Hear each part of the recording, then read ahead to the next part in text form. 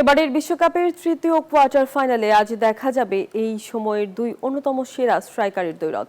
একদিকে নরওয়ের goal machine Erling Haaland, অপরদিকে বড় মঞ্চে থ্রি লায়ন্সের নির্ভরতার প্রতীক হ্যারি কেন। তবে ম্যাচের ভাগ্য কি শুধু এই দুই স্ট্রাইকারই লিখবেন, নাকি আড়াল থেকে উঠে আসতে পারে নতুন কোনো নায়ক? তা নিয়ে থাকছে এই প্রতিবেদন। ইংল্যান্ডের বিপক্ষে কোয়ার্টার ফাইনালে হয়তো সবচেয়ে আলোচিত নাম আর্লিং হল্যান্ড। 7 গোল করে গোল্ডেন বুটে দৌড়ে থাকা এই নরওয়েজিয়ান স্ট্রাইকার ইংল্যান্ডের দুশ্চিন্তার বড় কারণ। থ্রিলাউন্ডের বিপক্ষে কোচ স্টেল স্টুলবাকেনের বাজির ঘোরাতায় এই ম্যান সিটি তারকা। যুক্তরাষ্ট্রের 1 নম্বর জিম চেইন গোল্ড জিম এখন আবারও বাংলাদেশে। বসুন্ধরা আবাসিক এলাকা ও বসুন্ধরা সিটি শপিং মলে। তবে কোচ টমাস টুখেলের দল জানে, শুধু হাল্যান্ডকে আটকালেই চলবে না।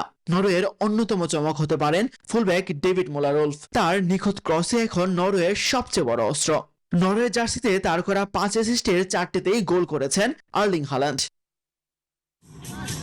তবে ইংলিশ কোচের পরিকল্পনা একেবারেই পরিষ্কার। হল্যান্ডকে বল পৌঁছানোর পথ বন্ধ করতে মাঝমাঠে ডেকল্যান রাইস ও জুড বেলিংহামকে দেয়া হবে বাড়তি দায়িত্ব। অন্যদিকে ইংল্যান্ডের আক্রমণের বড় ভরসা হ্যারি কেন। 6 গোল করে গোল্ডেন বুটের দৌড়ে আছেন এই বায়ার্ন মিউনিখ স্ট্রাইকার। সেই সাথে বেলিংহামের আগুনে পারফরমেন্সও স্বস্তি দিয়েছে টমাস টুকেলকে। এই বিশ্বকাপে দলের 11 গোলের 10টিতেই অবদান রেখেছেন এই দুই তারকা। ইংল্যান্ড ও নরওয়ে দুই দলে খেলতে পারে 4-2-3-1 ফরমেশনে। তবে মায়ামির রাজ্যে হয়ে উঠছে 2 নাম্বার 9 এর লড়াই তার বলার অপেক্ষা রাখে না। তাসবিহ শরণ, নিউজ 24।